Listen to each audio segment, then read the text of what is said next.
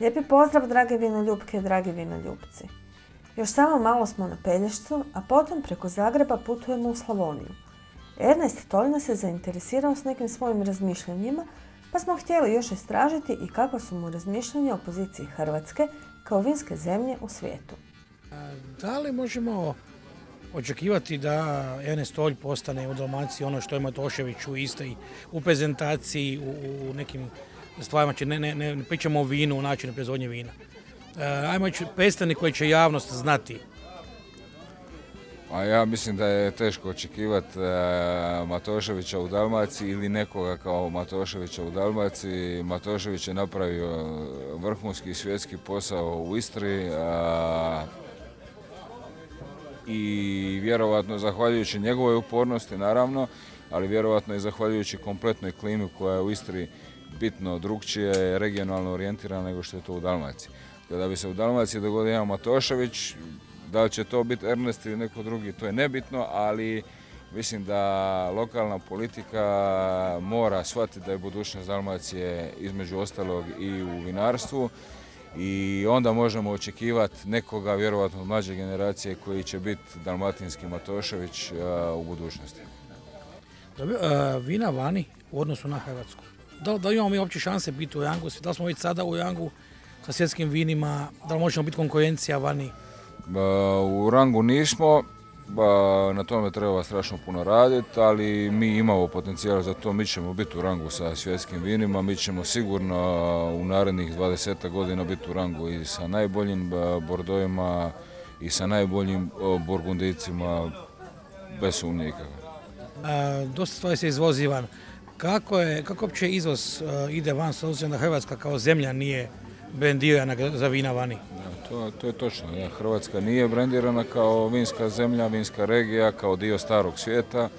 Mi na tome radimo, ne samo mi kao vinarija, nego zajedno i sa ostalim vinarima u Hrvatskoj, zajedno i sa Hrvatskom ovom gospodarskom komorom. Mi sa prodajom nemamo problema, naravno, jer mi u ovom momentu imamo relativno male količine. Međutim, dugoročno će se problemi vjerojatno pojaviti. Mi ćemo ih rješavati na način da ćemo se širiti na što više tržišta, što šire u izvozu i naša vina nisu vina koja se prodaju na 1000 boca jednom kupcu, to su vina koja se prodaju na nekoliko sanduka, su skupa vina, to su najbolja vina u Hrvatskoj, po mom mišljenju. I treba se širiti na tržišta od Kine, od Rusije, od Amerike gdje smo već prisutni. Nije lako, kažem, da je Hrvatska poznata kao vinska regija, dio starog svijeta, bilo bi puno lakše. Da li se u Hrvatskoj po tebi može razviti vinski turizam? Naravno. Hrvatska je jedna prekrasna zemlja, najljepša zemlja na svijetu, potencijal je užasno velik, ogroman i kako zabaviti turiste koji dođu tu, dakle muzeji naravno, ok, priredbe, kazališta, krasno, ali vinarije i vinogradi su jedan sadržaj koji postoji, koga samo treba uvrstiti na meni turistima koji dolaze u Hrvatsku. Definitivno se i mi slažemo, a kad smo već kod turizma, prisjetimo se gdje smo prošli put stali. Mi smo pod Obuče, to vam je na Pelješcu, kod familije Falčić, koja je jedna od najpoznatijih domaćinstava u ovom kraju. Mi ćemo jesti malo hladnog predjela, hobotnice, inćuna i toga i poslije ćemo jesti jednu vrhunsku škarpinu iz našeg mora i tako. Domaću ili uzgojenu? Ne, sve je ovdje domaće i sve eko. To vam je jedna od najboljih i najstarijih familija ugostiteljskih ovdje. Kako prepoznate ribu iz uzgoja i divlju? Pa mislim, trebate biti Dalmatinac i to često konzumirati da bi mogli vidjeti malo uzgoj divlje i ove što dolazi iz uvoza. Znači ono šta god, ako hoću piti dingač, moram biti Dalmatinac, ako hoću jest pravi biti Dalmatinac. Nije baš tako, ali morate provoditi vrijeme tu u Dalmaciji. Evo ništa, budemo neke prepance kupili, pa eto nas ovdje. Odo ja do kuhinje da vidim kako to izgleda. Može. Ovo su škrpine. Šarag lignji. Hobotnica na salatu. Ko to lovi? Omladina. Znači moj sin. Je. Kako prepoznat divlju ribu i ribu iz uzgoja, A da nisam Dalmatinac? Uglavnom, kad je otvorite, onda ima ova koja je iz uzgoja, ima puno sala ili ne znam kako ga ko naziva, znači puno masnoće u stomku. To ćemo spremati kako? Ovako, ovo je sada već kuhano, to je na salatu hobotnica, a ovo ćemo peći na gradele. Na gradele? Sve na gradele ide. Od začina nešto goje šta ide? Ništa posebno, samo maslinovo ulje. I sol normalno, prvo posolit i na kraju maslinovo ulje. A maslinovo ulje vaše domaće? Da, naše domaće. Nisam ni sumnjao. Sve naše domaće. Koliko ljudi u CCA prođe u sezoni oko posla? Ima posla? Pa čujte, ima. Strjanci, domaći? Pa možda pola-pola. Domaći i stranci. S obzirom koliko je cijena ribe, ljudi jedu ribu, konzumiraju? Pa da, mi isključivo evo dajemo ribu. Malo mesa. Ono što mi najviše volite kuhat? Pa ja volim sve kuhat. Sve što se tiče riblje što mi imamo, to ja volim kuhat. Što mi spremamo. Dobro, ali neka riba koja mi je draža od ostalih? Pa recimo, eto, grdobina. Zašto? Zato što mi je, ja je baš volim najviše i sviđa mi se. Toliko za sada o Pelješcu i Dalmaciji. Naravno da ćemo opet u te krajeve. Naprosto privlače da ih otkrijemo do kraja. A sada ćemo zastati u Zagrebu. Prisustvovali smo najavnoj preskonferenciji definitivno jednog od najjačih vinskih festivala u regiji. Međunarodni festival vina i kulinarstva Vino.com, koji se održava 25. i 26. studenog u zagrebačkom hotelu The Regent Esplanada, sve više postaje turistički bitan čimbenik u promociji grada Zagreba. Ove godine nama je festival posebno zanimljiv, jer će ekipa Get Reporta održati stručnu radionicu na temu sličnosti i razlike modernog i tradicionalnog pristupa u proizvodnji vina hrvatske autohtone sorte Grk. U vinoteci Bornšten na zagrebačkom Kaptolu vinarija Kutjevo d.d. predstavila je svoja nova vina. To je linija Maximo koja se sastoji trenutno od 3 vina. Jedno je pjenušavo vino, pjenušac koji se zove Maximo Brut, od čiste graševine i već duži period je na tržištu. Zapravo naš prvijenac od nove godine smo ga pustili na tržište, a sada je prilika da završenog dizajna i završenih spremnih vina za tržište predstavimo jedno bijelo vino i jedno crno vino. Bijelo Maximo Bianco, kupaža Traminca i Sauvignona i jedna ljubka kupaža crnih vina pod nazivom Maximo Nero od Cabernet Sauvignona, Merloa i Syrah. Maximo je jedna nova linija koju smo zapravo napravili baš kao posebnu liniju jer je okrenuta jednoj posebnoj ciljnoj skupini, prvenstveno mladim ljudima. To ne znači da i stariji ne mogu kušati i uživati u njoj. Samim dizajnom na kojem smo dosta vodili računa, koji je jedan potpun odmak, reklo bi se, od tradicionalnog dizajna kojim je Kutjevo prisutno na tržištu, je jedan pomak baš prema mladoj publici. Legende o Kutjevu i kutjevačkom podrumu, a to svi oni koji su bili u podrumu znaju i čuli su ju, priča o ljubavi koja ima svoju priču za prije nekih 2,5 stoljeća koja se desila u podrumu. Na nas je to djelovalo inspirativno i od tud te recke koje se nalaze na samoj etiketi. Jasno da ovakva vina treba predstaviti tržištu uz jednu promociju, uz jednu degustaciju. S nama su tu danas i Ivica Perak, glavni enolog Kutjeva, glavni somelje Kutjeva Drago Humski, koji su predstavili ova vina na način na koji ih i treba objasniti i pojasniti. Jasno da prigoda je da se uz ovakve slučajeve posluži i ponudi i slavonskih specijaliteta. To kod Kutjeva nikad nije nedostajalo, pa malo slavonskih čvaraka, malo šunke, malo kulena, malo slavonske kulenove seke. Potpunjeno sve sa slavonskim kanapejima za koji su ovdje svi prisutni i oduševljeni, a to su mali kručići namazani sa masti, s čvarkom, lukom i malo paprike, onako gore po površini, samo posuto i pravi su hit. Ono što je još nama interesantno što smo htjeli predstaviti i predstavili smo je portugizac. Portugizac je mlado vino, poput francuskog Beaujolea, poznat ovdje, pogotovo zagrebačkoj publici. Odlično paše uz kestene, pa ćemo mi danas ovdje poslužiti ovo vino uz pečene kestene. Znamo da ih je sezona, Kutjevo je krenulo prvo na tržište sa ovim vinom, kao i prošle i pretprošle godine. I evo, na radost.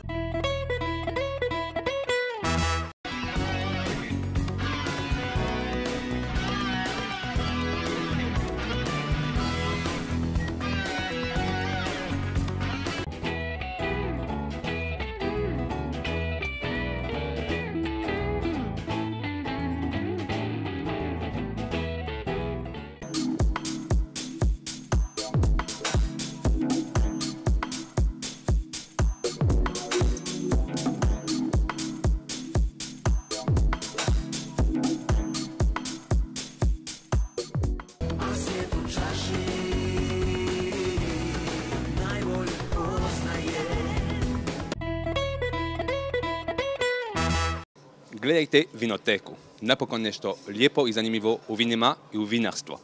Živjeli!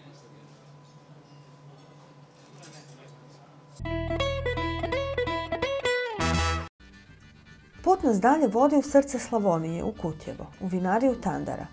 Vlasnica, Zorica Tandara, brine se o vinariji zajedno sa svojom kćeri, a uz to je i predsjednica udruge Kutjevački vinari. Svakako barem interesantna žena. Vidimo se već, često se mi viđamo, znači nije ovo prvi puta, ali prvi puta smo kod vas u kušaoni koja je nova. Opremili smo kušaonu, malo sa drugačijim stilom, malo nešto moderniji, da budemo drugačiji, da nas gosti zapamte po tome i onda po vinu i po našoj vinariji, malo mlađoj i sa nekim drugačijim stilom. Kušaona je drukčija definitivno. Da li postoji opasnost da ljudi ne prihvate, da pitaju di su grozdovi, di je drvo, di su neke police, masivne, hrast? A to su ukusi različiti, neko to prihvaća, neko ne, ali moramo uvijek neke nove ideje i stilove prihvaćati, pa to prepuštamo sad našim gostima i našim kušačima. Sorte koje imate? Najzastupljenija je graševina, onda imamo rajnskog rizlinga, merlota, cabernet sauvignona i cvajgelta. Mi imamo naših 5 hektara, ali imamo i kooperante, tako da je godišnja proizvodnja do 80-90 tisuća litara u podrumu, takav je kapacitet. Za sad imamo samo inox bačve, drvene još ne, ali mi smo mladi proizvođači, radimo 8 godina, pa bit će i toga. U vašim vinima često nađemo ostatak malo šećera, to je namjerno, to je baš takav stil vina, tako volite. Da, to sam ja krivac, jer ja volim taj mali ostatak šećera od 5 do 6 grama. Pa uvijek litrena, imamo litrenu proizvodnju, punimo i u butelje. Litrena mi je uvijek suha, bez ostatka, a butelja s tim malim prelazom ostatka nekako i već smo naše kupce pomalo naučili i imamo, traže se i zato i radimo tako. Nagrade neke osvajane? Pa dobili smo po zlatne medalje ovako tu lokalno i imamo zlatnu markicu kutjevačke kvalitete već par godina, tako da imamo tu kvalitetu. Negdje van se nismo slali vino ni u London ni negdje na svjetska ocjenjivanja. Ne ciljamo, ne znam, za nekom priznanje nam je kad nam dolazi kupac, kupi vino i ponovo se vrati. Dajte mi ovako, znači pričamo o graševini, prvenstveno ću najzastupljenija sorta. Verba pobere se, maceracija sat, dva, imali, nemali? Imamo, ali maceraciju onda po 12 sati ostavimo preko noći da macerira i onda ne sve, ovisi o položajima, ono najkvalitetnije grožđe, jer za maceraciju ne smije biti botritisa. Znači, najkvalitetnije grožđe stavljamo na maceraciju i to stavljamo u butelje, jer imamo uvijek kvalitetnije položaje i kvalitetnije grožđe za butelje. Da li se može očekivati neka ledena berba, izbojna berba vaša? Za sad još ne, imamo malo problema sa divljači, pa nam jedu nam grožđe. Teško sačuvamo još za vrijeme berbe, a kamoli poslije. I nemamo još tržište za to, to je dosta skupa proizvodnja. Trebamo imati i kupce, pa za sad to još ne. Imamo jedan poluslatki rajnski rizling 2009. sa 33 ostatka šećera. To je isto nešto poput ledene ili kasne berbe, tako da je to sad neki zamjenski proizvod dok ne bude ledena berba. Problem je sa divljači. Divljač nije neobičajeno. Kako to riješiti? Vi ste ipak predsjednica udruge, znači morali bi se pozabaviti time. Jako teško. Imali smo, svaki vinar je koji ima problema, ograđivali smo vinograde, čuvali smo vinograde. Teško je, divljač je žedna i ona zbog tog ide u grože i nismo našli još, imamo te topove, nismo našli rješenje dok se to šumarija i oni ne riješe to, neka pojelišta ili nešto, bit će problem. Koliko je teško stvarati bend uz Kutjevo, recimo tu u Keohake je blizu, Feja vino je tu preko brda, ajmo reći. Znači to su velike vinarije poznate. Koliko je teško se probijati? Jako je teško. Jedino kvalitetom se možemo probiti i upornošću. Moramo pratiti sajmove, svagdje biti prisutni, da nas ljudi zapamte u oči, da kušaju naša vina i da nas tako zavole, jer drugog rješenja nema, jer jako je teška je situacija, nema se novaca za vino, jer sve drugo je preče, hrana, kruh, mlijeko, udžbenici i sve to, onda moramo naći način, moramo biti malo drugačiji, moramo se istaknuti, a najviše sa kvalitetom. Često čujemo da su vina preskupa. Da li su vina preskupa ili mi nemamo novaca? Ja mislim da mi nemamo novaca. Prije su cijene vina su bila ista i niko nije spominjao da mu je previše, nego sad je takva situacija kakva je, pa nam je ono skupo, jer teško, to je ipak jedan tip uživanja u vinu, a ovo je situacija baš za uživanje baš nemamo financijskih sredstava. Butelja kod vas je cca koliko? 30, 40, 50 kuna? Da, to 40 kuna, je ovo zlatna markica 50 kuna, tako cijene nisu visoke. Kod nas se baš oni koji kupuju ne kažu da im je preskupo, jer zadovoljni su sa kvalitetom. Da malo pojasnimo samo gledalcima, znači ja imam već 50 kuna. Etiketa, kapica, čep i boca? Pa to je jedno 12 kuna sve skupa. Porezi i tako dalje, znači vino unutra, a sve tu smo već na nekih 25-30, tako? Da, imamo ulaganja, imamo punjenje, imamo kredit i sve to, tako da ako nam ostane 5 kuna, to je super. A pričamo o nečem što radimo cijelu godinu. Da, cijelu godinu radimo u vinogradu, u podrumu, treba marketing, treba putnike i sve to, dok se to poplaća, teško je. Ne vidimo da idemo sa većom cijenom, jer nećemo prodati, onda moramo ostati ovako i snalaziti. Mi smo prije par godina u emisiji spomenuli ono što ljudi ne razmišljaju, pa ću vas pitati da li možda znate. Niko ne spominje stupove i žicu u vinogradu, znači ide paljena pocinčana žica koja je jedno skupa. Koliko žice ide u hektar? To vam ja baš ne znam. To rade drugi, tu je muž zadužen za to. Postavimo vinograd i onda to i malo i zaboravimo, jer je jednom je ulaganje, a u drugoj, trećoj godini poslije zadnje to se stavi kvaliteta, tako da se to ne mora 10-15 godina mijenjati, tako da vam ja ne znam koliko je to. Sad ću vam ja to reći, da ne u kilama, mi smo računali ako je to normalnih 5 žica, to je oko 20 km žice. Kilometara, sad sam i nešto naučila, kilometara. O hektaru. Da. Tako da je to poprilična investicija u startu, znači samo to, bez rada. puno je start, treba nam zemljište, treba se dobro pripremiti zemljište, onda nam trebaju cijepovi, pa onda nam pritka, pa žica, pa stupovi. Jako velika ulaganja su vinogradi. Puno smo to ulagali u to, a sada je puno jeftinije kupiti grožđe nego imati svoj vlastiti vinograd. Ali taka je situacija. I kad to sve uložite, kupite znači, suđa za podijom i tako dalje, onda molite Boga da ne butuče. Da, molimo Boga, do sad još ne osiguravamo, nekako smo imali sreću, tako da uvijek čim je ono nevrijeme, odmah s jednog balkona na drugi gledamo jer će nas obići ili ćemo dobiti. Ali eto, sreća je da smo još prošli dobro. Imamo reketare koji pucaju rakete i tako da malo rastjeramo te oblake i dobro, zadovoljni. Ljudi obično kad gledaju neke filmove američke i tako dalje, znači vino je neki lifestyle, život i tako dalje. Koje su neke lijepe strane vinarstva? Pa lijepo da uvijek imate dobar ručak, dobro vino uz ručak, uvijek imate prijatelje koji vas prate, niste sami i nije to samo posao, uvijek mi imamo manifestacije tu gdje se mi pripremimo ali onda za vrijeme manifestacije malo i uživamo, družimo se.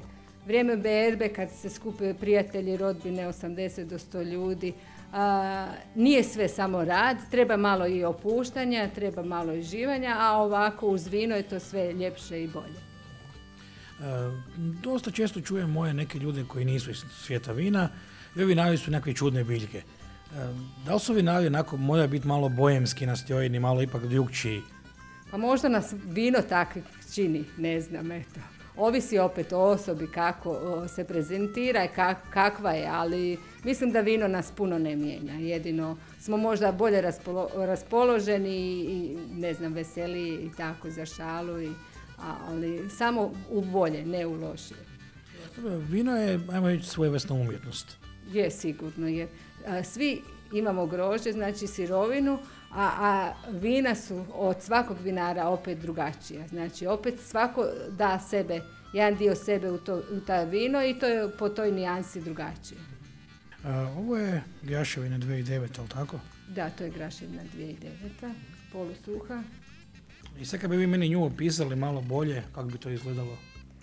Pa to je polusuha sa malim ostatkom šećera, svježe jer su kiseline dobre, puno jer je puno u ustima, imamo voćne, cvjetne arome, osjeti se malo arome kruške, jabuke, banane, ali sve to ništa se ne ističe previše, dosta je uravnoteženo, skladno, ali najbolje da to drugi hvale vino nego da ja pričam o vinu. Jedno pitanje koje mene zanima.